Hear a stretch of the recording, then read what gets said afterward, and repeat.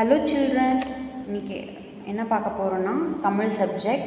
அதில் என்ன பார்க்க போகிறோன்னா வண்ணம் தொட்டு. வண்ணம்னா என்ன? கலர்ஸ். ஸோ அதுக்கான ஒரு போயம் மாதிரி கொடுத்துருக்காங்க, அது படிப்போமா?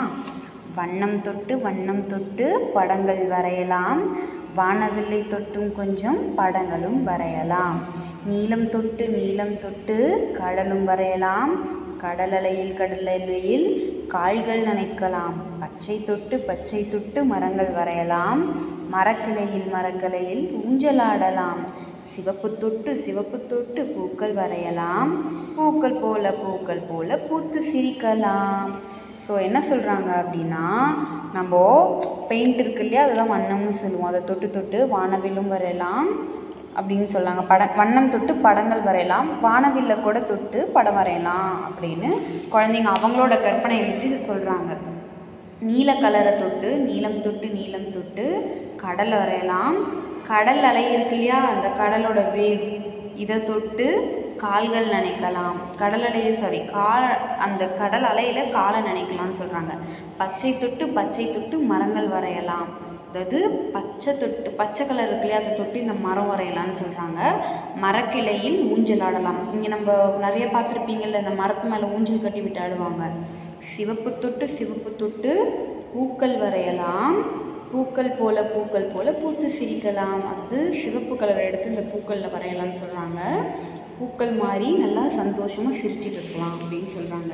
இங்கே பார்த்திங்கன்னா இதுக்கான ஆக்டிவிட்டி பயிற்சி கொடுத்துருக்காங்க. சொல்லி பழகு, வரையலாம், நனைக்கலாம், ஆடலாம், சிரிக்கலாம், கடல் அலை, இதெல்லாம் சொல்லி பழகணும். இது படித்தும் எழுதியும் பழகு. வண்ணம், கால்கள், மரங்கள், கடல் அலை, வானவில், படங்கள், பூக்கள், இதெல்லாமே கம்பல்சரியாக எழுதியிருக்கணும். ஒரு நோட்டில் 2 லைன் நோட்டில் எழுதுங்க. பொறுத்துக்க, கடல் அலையில் எது வருமோ அது கரெக்டாக, இது உங்களுக்கு புரிஞ்சிருச்சுனாவே இதுக்கு நீங்கள் கரெக்டாக ஆன்சர் பண்ணிடலாம். ஸோ நீங்களாக பண்ணுங்கள், பேரண்ட்ஸ் கிட்டே கேட்டு பண்ணாதீங்க. அப்புறம் பார்த்திங்கன்னா ஒத்த ஓசையில் முடியும் சொற்களை மட்டும் வட்டமிடு, அதாவது ஒரே ஓசையில் முடிகிற எழுத்துக்களை வட்டமிடுங்கன்னு சொல்லியிருக்காங்க.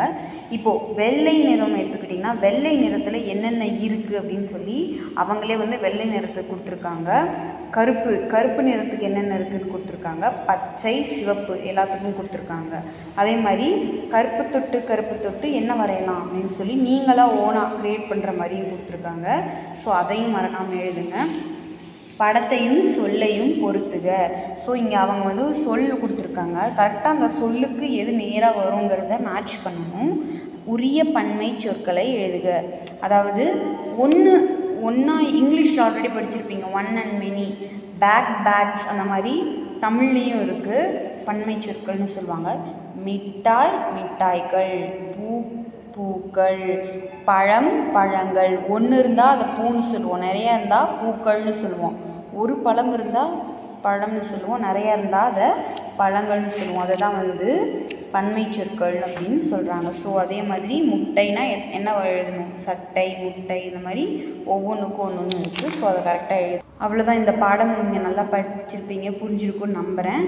ஸோ அந்த பாடத்தை ஃபுல்லாக கவனிச்சுட்டு அதுக்கப்புறம் அதோட ஆக்டிவிட்டி பண்ணுங்கள். தேங்க்யூ.